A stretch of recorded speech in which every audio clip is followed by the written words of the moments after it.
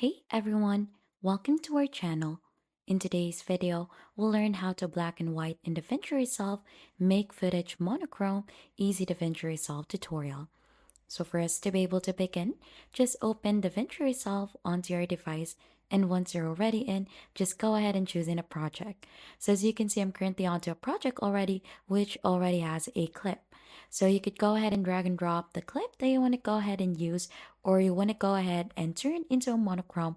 So right after, once you have added the clip, you'll just have to simply click onto the clip when you want to go ahead and make it black and white. So on my end, this one, let's click onto that. And right after, we're going to click onto the color icon here onto the bottom part. So it will open something like this. So this is the color settings.